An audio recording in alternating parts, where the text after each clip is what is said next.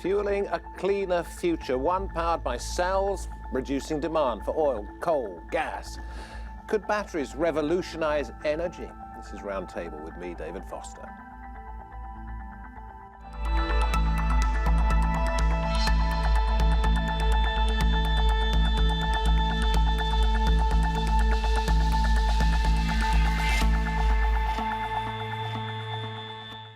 They are the quiet achievers, powering our daily lives. We would be lost without the batteries in our remotes, our phones, our cars.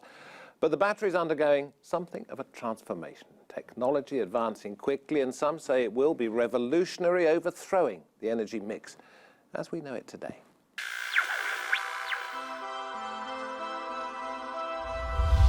A world hungry for energy. Our evolving, tech-driven societies need more power. But we are still dependent on dirty energy, oil, gas, coal. We've been promised a cleaner, more efficient future. Revolutionary batteries powering all aspects of our lives. Our cars, our houses, our communities. You can actually go, if you want, completely off-grid. You can take your solar panels, charge the battery packs, and that's all you use. But how realistic are these claims? Could we ever live in a world that runs on battery power? And does battery power bring with it its own environmental challenges? This could well be the future of car travel. Powered by batteries and driven not by humans, but artificial intelligence. In recent months, governments have made bold pledges to ban sales of petrol and diesel cars. We are speeding towards an electric vehicle future.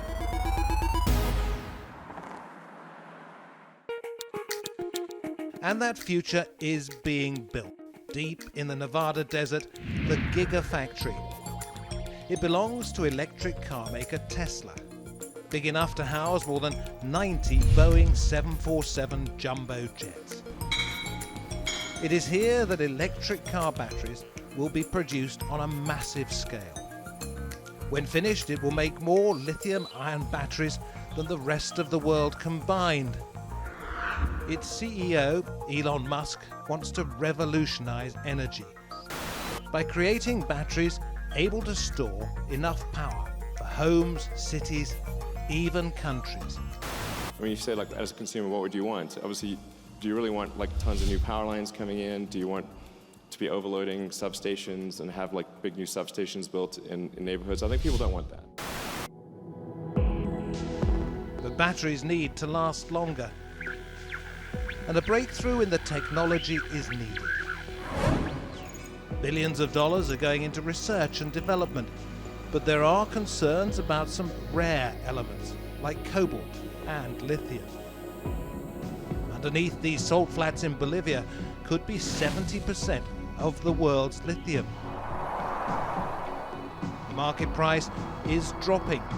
Mining it on an industrial scale in places such as this could be disastrous for ecosystems around the world. And no one yet knows exactly how millions of batteries could be safely destroyed or recycled when they no longer work. Electric power promises much for our planet, but a breakthrough in battery technology could redefine the way we work and live forever. But for a technology that claims it could one day revolutionize our world, it must also promise to protect it.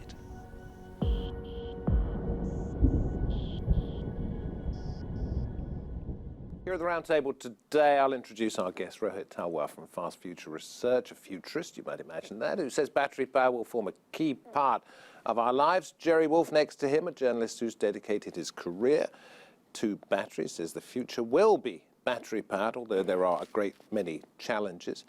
To my left, Catherine Tolkill, researcher and lecturer in electrical energy storage from Lancaster University, who says we need battery power that doesn't rely on lithium. We'll take a look at that. And Carlton Cummins, entrepreneur who co-founded a company that recycles lithium batteries warm welcome to you all.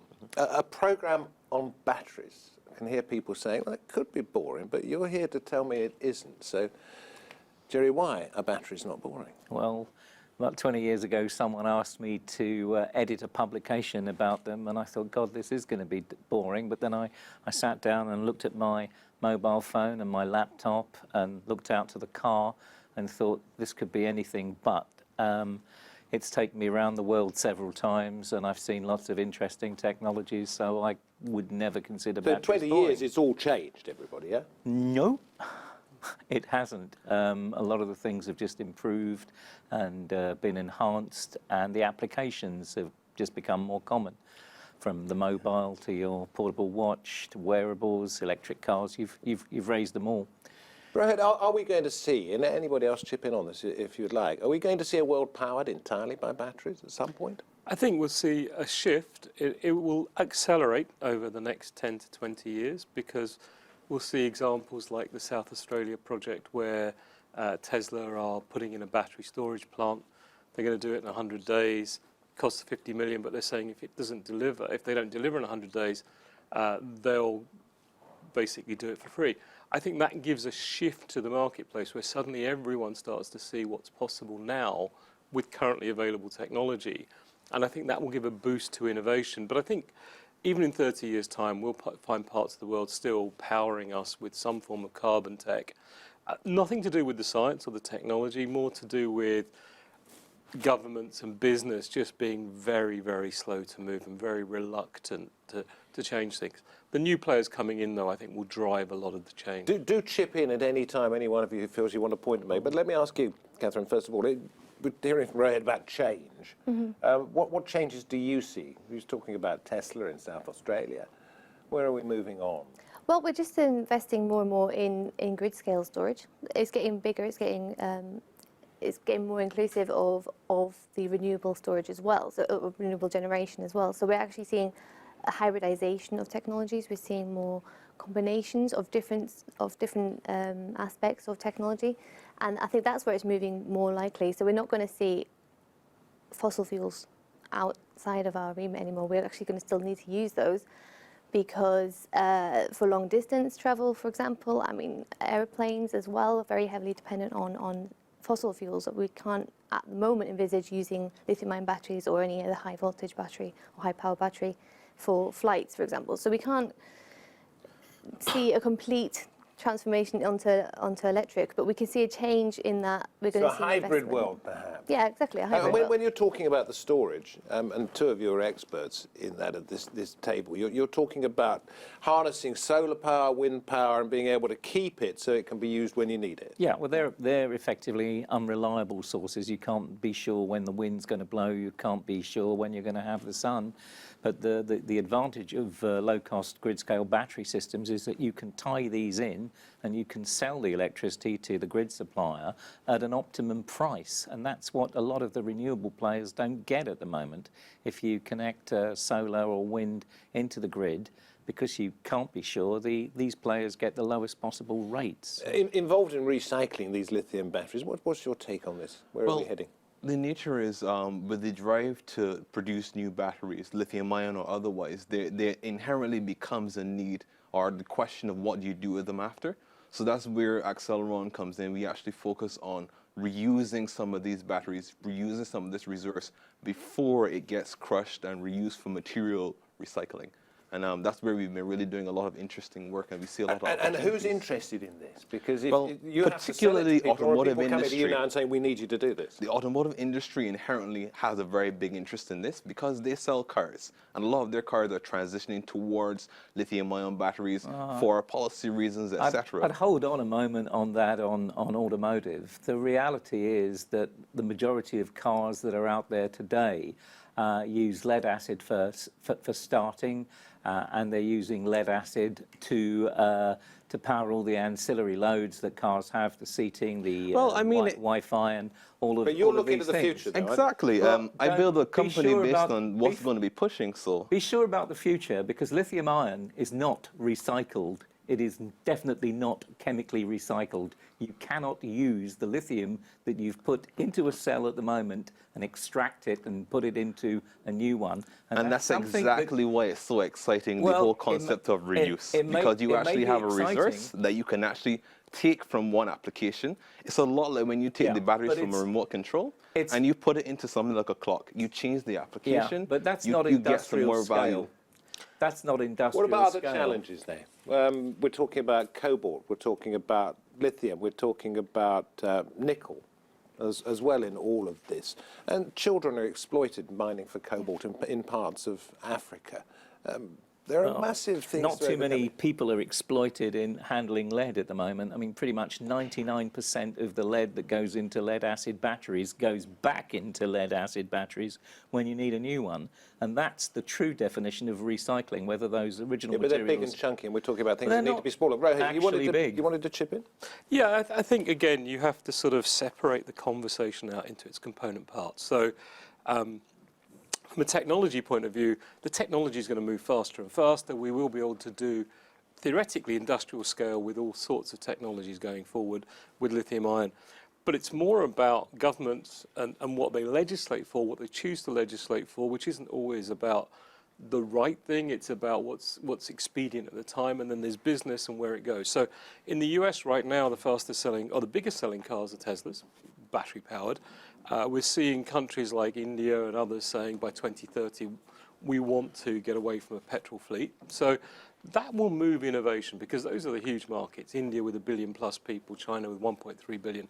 China has a very, very explicit interest in dominating the world market for electric vehicles, so it will push it very hard. But you mentioned South Australia. In the UK, we've put, what is it, £250 million into Yeah, battery thereabouts. Friday technology? challenge. Research and Sounds development. a lot of money. Is it enough? It's It's not. nothing. It's nothing. It's scratching the surface, and it's also focused entirely on the automotive industry. Yeah, they did do It's that. advancing much battery, of- and it's not yeah. innovative development. They're flouting it as being such, but it's not. It's entirely. It's trying to enter a manufacturing market which is already very well established across the world. It's and Asian, it's doing it- Asian dominated. It's completely dominated over there, and it's very difficult. Even Japan is selling, like Sony have already sold off their production line for lithium-ion batteries, and they're the ones who brought it to the market in the first place, because they know it's cheaper to have it produced in a Chinese company instead.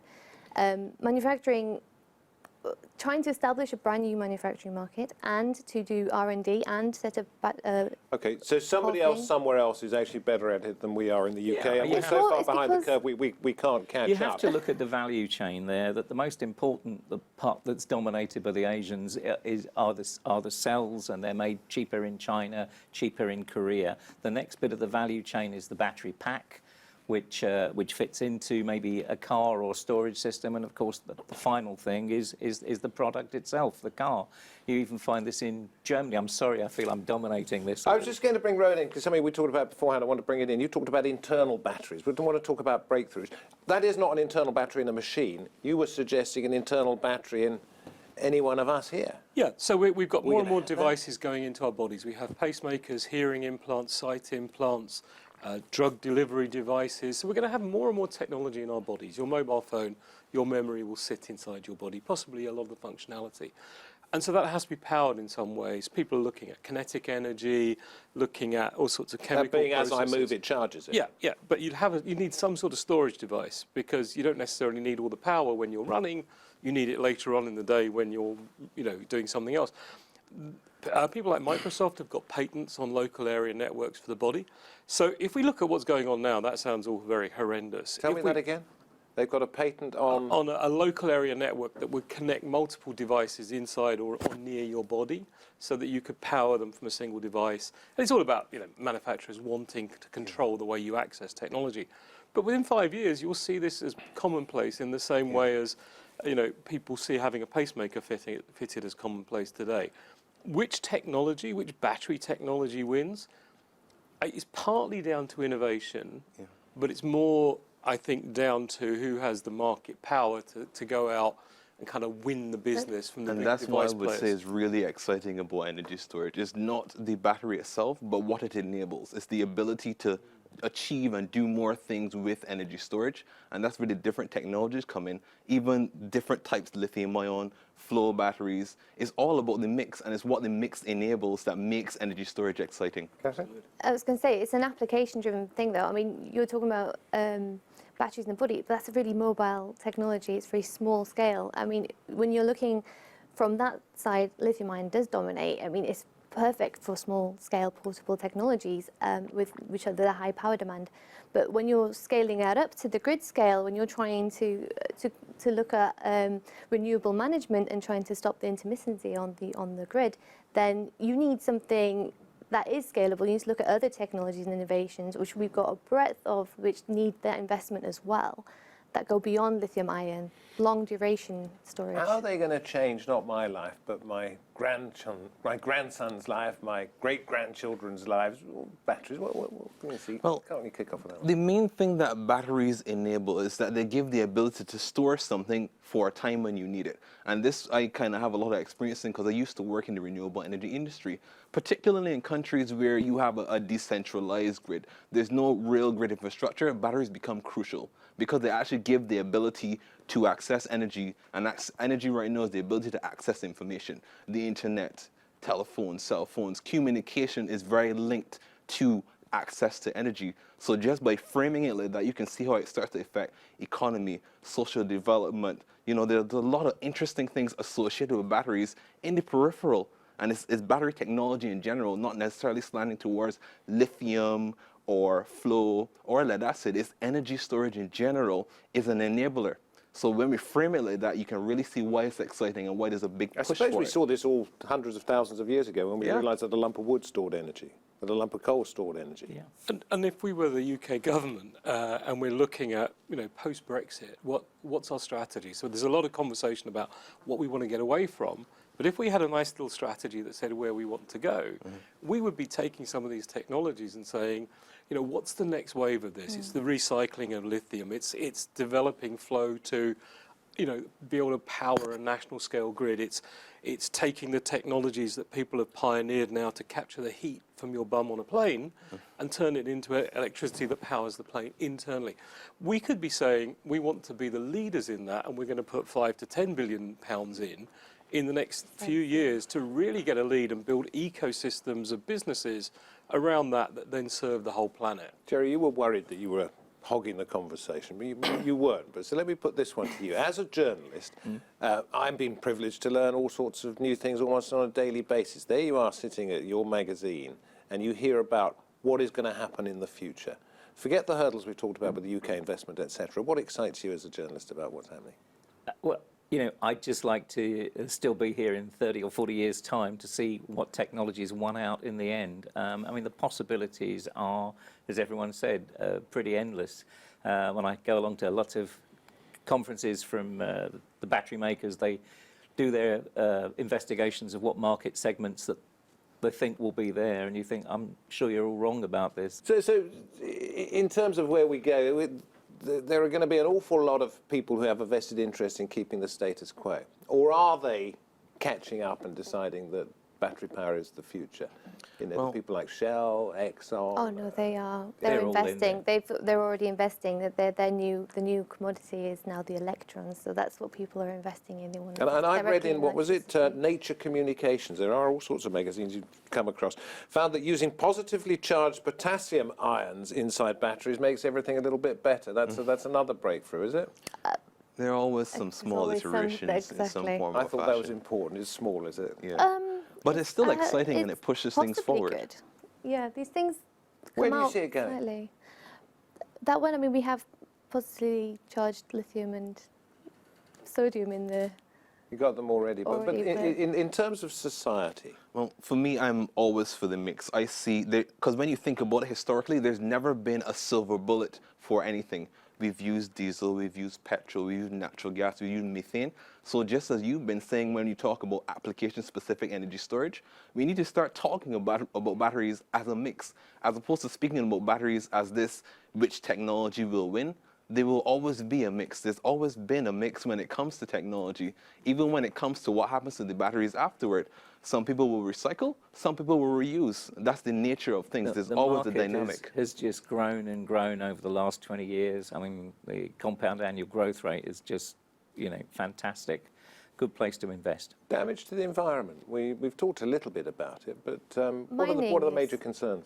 Mining of materials, but that's always going to be the case, no matter what we do. I mean, we go from fossil fuel and oil drilling and things, but we move then on to mining for specific materials, and that's devastating landscapes as well. But it depends if you do that mindfully from the off. If we're starting a new industry, and it is an emerging industry still, we could do that with an ethos that we were mindful about how we're going to actually extract I've put a minerals. note here that says obsessed, question mark, question mark, question mark, because I think you believe, Rohit, and you're a futurist, that there's a danger in becoming solely focused on the subject we're talking about today. Well, inevitably, as a government or a business, and you're choosing what to invest in, you pick one and then you become obsessed about it because you want that to win out.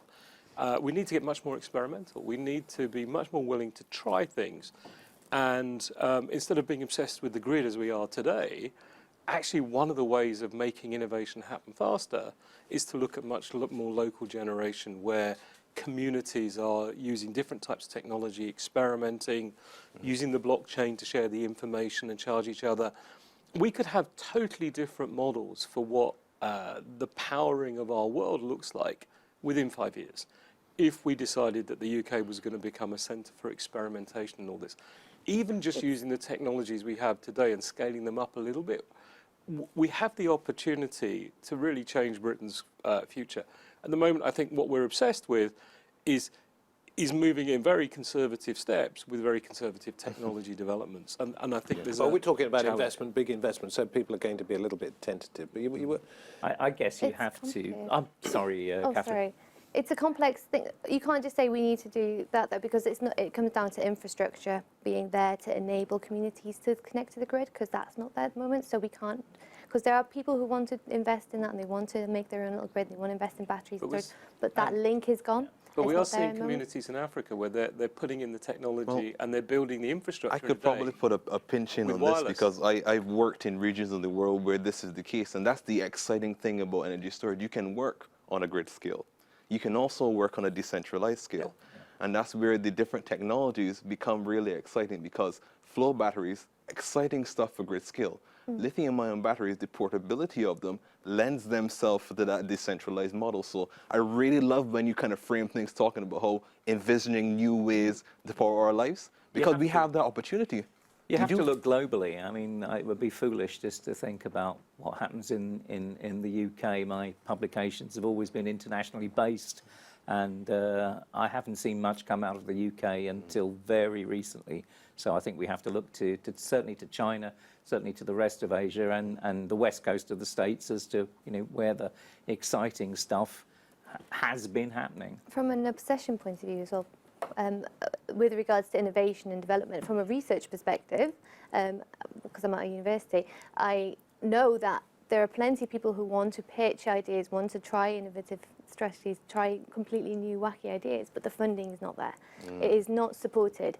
And this is the same thing with this call. So how do you convince the people who would be giving out the money that it's worthwhile? Because there will be a billion ideas out there, and you can't fund every single one of them. You can't, and they do wacky go- ideas, or It whether starts they turn with out a to be mindset, wacky though. or not. It starts with a mindset. You kind of have to have that kind of thinking that you are willing to try many things instead of choosing the horse that seems safe to back, because you actually don't know.